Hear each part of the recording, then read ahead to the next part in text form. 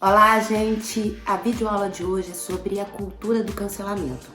Um tema que está sendo muito discutido, está sendo amplamente divulgado e é uma possibilidade de cair no Enem de 2021. Então, se você quer saber um pouco mais sobre esse assunto, me acompanha nessa videoaula.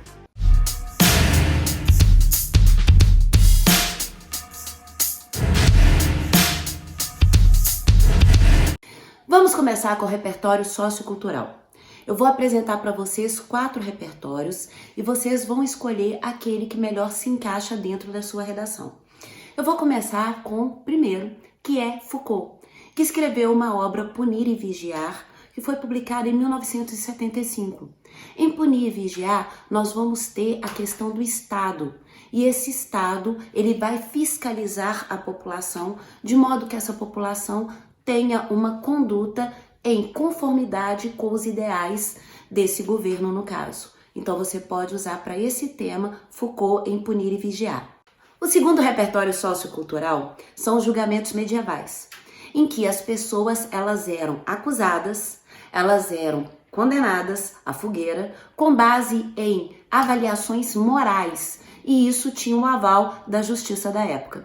Então você pode fazer essa análise juntando com o que tem acontecido na cultura do cancelamento, em que as pessoas são julgadas por questões morais.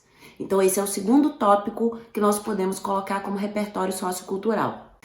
Não poderia faltar no terceiro tópico, claro, uma série da Netflix. E nós vamos para uma série chamada Ctrl+Z, em que tem um grupo de adolescentes e esses adolescentes, os segredos deles são vazados pela internet e a partir daí eles começam a viver uma história bem cabulosa, porque eles são cancelados não só na internet como na vida real em relação àquilo que era privado deles. Então tem essa série da Netflix que você pode usar aí também para mostrar esse impacto da cultura do cancelamento na vida dos jovens, por exemplo.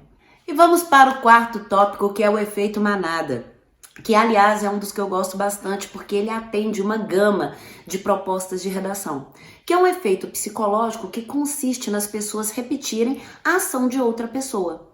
O efeito manada trabalha desse jeito. E quando a pessoa se encaixa no efeito manada, são 4 elementos que fazem com que ela tenha esse comportamento de imitação do outro.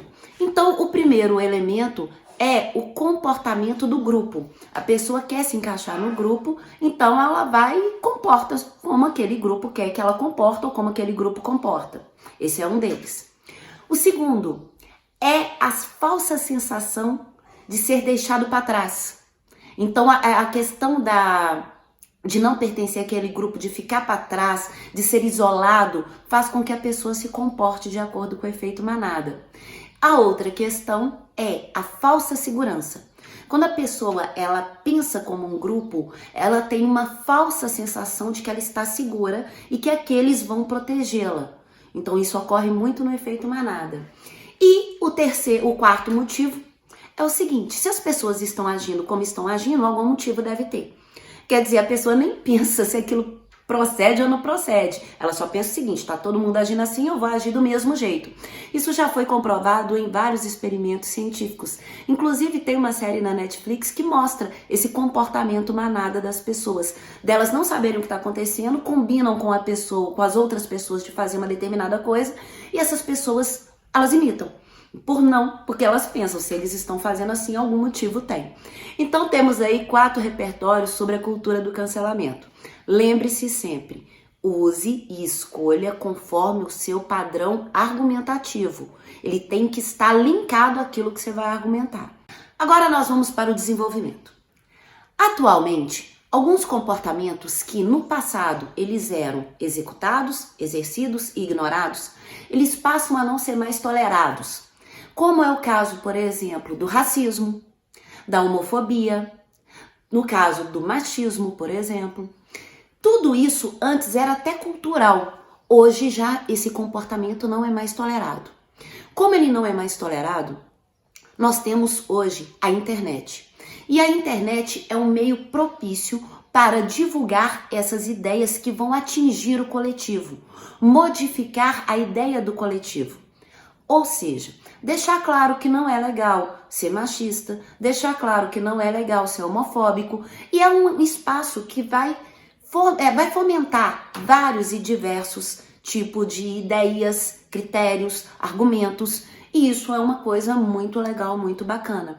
Então, nós temos a internet como um meio de ampliar e modificar a sociedade para algo melhor do que foi no passado, em comportamento das pessoas. Então a gente tem que pensar que a internet é esse espaço, mas é um espaço também que vai favorecer a cultura do cancelamento. A manifestação contra esses comportamentos cibernéticos vai acabar gerando não só a cultura do cancelamento, como vai gerar também o que nós chamamos hoje de lixamento virtual. O lixamento virtual consiste em uma sequência de ofensas contra a ideologia que uma pessoa expôs na internet. É claro que essa ideologia, ela normalmente é contra aquilo que a sociedade acredita hoje. Sendo assim, se uma pessoa fez um comentário, por exemplo, machista, e aqui não estamos avaliando a intenção nem nada disso, só estamos falando que ela fez um comentário machista. E isso vai contra o princípio de determinados grupos. Pode ocorrer com essa pessoa de sofrer o lixamento virtual. Ou seja, essas pessoas vão entrar na internet e vão criticar o comportamento, a fala, por vezes por bases de argumentação, por vezes, às vezes, por ofensa. Então é isso que nós chamamos de linchamento virtual. Então muitas pessoas, elas acabam, por uma fala infeliz, por uma postura infeliz, acabam sendo lixadas virtualmente. Esse lixamento vai ocorrer como uma forma de punição, assim como cancelamento.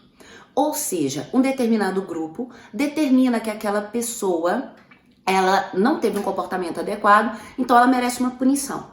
E a punição vem primeiro pelo lixamento, depois pelo cancelamento. Observa que isso pode se dar não só com ideias sociais, como eu havia falado com vocês, tais como homofobia e assim vai, mas às vezes por um comportamento pessoal também. E é aí que a coisa fica um pouco complicada. Quando a gente fala de uma questão de cancelamento em relação, ou lixamento, em relação às vezes uma palavra, uma conduta, uma ideia que uma pessoa tem de forma individual, ou às vezes até uma frase mal colocada, sem contexto, por exemplo. E aí isso vira um problema para a sociedade. Isso se torna um problema por quê? Porque quando se trabalha dessa forma, nós estamos lidando com dois conceitos, certo e errado. E aí existe a questão do que é certo e do que é errado socialmente e daquilo que é certo e errado pessoalmente. Para ficar mais claro, socialmente existe um padrão de conduta em que nós vamos avaliar o respeito ao outro. Ok, tá certo e não tá errado, a sociedade precisa evoluir. No entanto, as minhas atitudes, por exemplo, não atitudes, mas por exemplo, o que eu acredito. Por exemplo, politicamente falando, o que eu acredito. Não vem ao caso aqui no vídeo, porque eu não quero ser cancelada, mas enfim, o que eu acredito na política é uma posição pessoal minha. Eu acredito por causa disso. No entanto, quando se entra no campo virtual, as pessoas, elas determinam de acordo com seus próprios critérios o que é certo e o que é errado. Então, muitas vão se posicionar que eu estou certa e muitas vão se posicionar que eu estou errada. Não com base na minha conduta ou na minha moral, mas em uma opinião pessoal minha. E isso pode gerar para mim um cancelamento ou um lixamento virtual. E aí entra o grande lance da injustiça do cancelamento. Porque as pessoas estão categorizando certo e errado de acordo com elas mesmas e de acordo com uma posição que lhes é direito de acordo com a Constituição. Uma outra injustiça da cultura do cancelamento é que muitas pessoas estão sendo julgadas, às vezes, não pelo que elas fizeram agora ou porque elas falaram agora, mas por coisas de muito tempo atrás. Numa época em que a sociedade não tinha, talvez, essa noção clara e ampla que nós temos hoje, talvez porque não tivéssemos acesso tão facilmente à internet. Então a pessoa ela pode ter feito uma piada, algo, há 10 anos, por exemplo, ou, sei lá, talvez um pouco menos, mas que na época as pessoas aceitavam aquilo ali. Só que existe um registro digital daquilo ali. Se existe um registro digital daquilo ali, ela pode sim ser vítima de lixamento e de cancelamento por uma postura que ela teve há 10 anos, que talvez nem seja a forma que ela pensa mais. A gente tem que analisar que o ser humano é perfectível. Isso quer dizer o seguinte: ele vai se aperfeiçoando, ele vai se instruindo, ele vai tendo consciência e vai se aprimorando enquanto ser humano. De uma forma geral, por exemplo, a Liliane, de 1 ano atrás, não é a mesma de hoje. Claro que não. Se for, é até perigoso, viu, gente? Porque quer dizer que eu não aprendi nada, eu não evoluí nada. Imagina a Liliane de 10 anos atrás em relação a hoje. Quer dizer, o ser humano muda. Só que para a cultura do cancelamento, isso não existe. Que foi o que ocorreu com um ator da Globo chamado Bruno Galhaço. Ele foi vítima da cultura do cancelamento e de linchamento virtual por um vídeo que ele gravou há 10 anos. Da forma, eram piadas que ele fazia, realmente eram piadas machistas que ele fazia, que não é legal na atualidade, mas isso tem 10 anos. O Bruno Galhaço de hoje, com certeza, não é o Bruno Galhaço de 10 anos. Mas isso para a cultura do cancelamento é irrelevante. Quer dizer, é uma forma de julgar novamente o certo e o errado e o pior, injustamente. Por isso eu disse a vocês que vocês poderiam usar a questão dos julgamentos medievais, que são pautados nas questões morais e que não dá à pessoa sequer a chance de se defender. E não leva em consideração, por exemplo, como essa pessoa está hoje em dia. Então tem que se pensar muito nessa questão de cultura do cancelamento e nessa questão da radicalização do certo e do errado e principalmente nessa questão da temporalidade. Essa cultura do cancelamento ela teve início no ano de 2017, quando uma atriz chamada Alyssa Milano, ela postou no Twitter a hashtag, #MeToo. E ela convocou a todas as mulheres que tivessem sofrido assédio que contassem a sua história, mesmo que de uma forma sucinta, porque é Twitter, com a hashtag #MeToo. Isso gerou uma situação que foi aumentando na sociedade. Ou seja, muitas mulheres começaram a contar suas histórias de assédio sexual. E com a hashtag #MeToo. Isso propagou tanto que homens que são considerados expoentes da sociedade, e aqui eu estou falando de atores famosos, eu estou falando de políticos, tiveram seus nomes envolvidos nessa questão da hashtag #MeToo. No caso, a cultura do cancelamento, ela não atua só na internet. Ela atua tanto na internet quanto no meio físico. Quer dizer, ela vai ter um reflexo no meio físico também. Eu estou falando para vocês que muitos desses homens que foram acusados de assédio sexual, eles não só foram cancelados e lixados na internet, como houve repercussão na sua vida pessoal também. Ou seja, muitos contratos de trabalho para, por exemplo, filmes, novelas, seja lá o que for, foram cancelados. Muitos patrocinadores também cancelaram o contrato dessas pessoas, o que acabou interferindo justamente na questão de imagem dessas pessoas e financeira e da própria condição de vida. Então, quando a gente fala em cultura do cancelamento, é bom deixar claro que ela extrapola o limite do virtual, ela atinge diretamente o físico também. Na atualidade, o que a gente percebe é que essas pessoas que estão na mídia, elas estão cada vez mais se desculpando por uma fala ou por um ato, às vezes até por um gesto. Então, constantemente a gente tem vídeo dessas pessoas se desculpando pelo que elas pensam ou pelo que elas expuseram na internet. Isso se deve a um medo desenfreado da cultura do cancelamento, que, como eu disse a vocês, ela não atua só na internet. Ela atua também no cancelamento de contratos para trabalhos e patrocinadores de uma forma geral. Isso tem um lado positivo quando a gente pensa na conduta social. Realmente na conduta social, esse tipo de comportamento é inaceitável. No entanto, quando se trata de uma cultura pessoal, uma cultura pessoal, não, perdão, uma posição pessoal, essas pessoas acabam assumindo uma postura que necessariamente não é a que elas pensam. Então elas passam a se comportar e publicar coisas de acordo com o que aquele grupo quer. E aí nós temos também a ideia do efeito manada.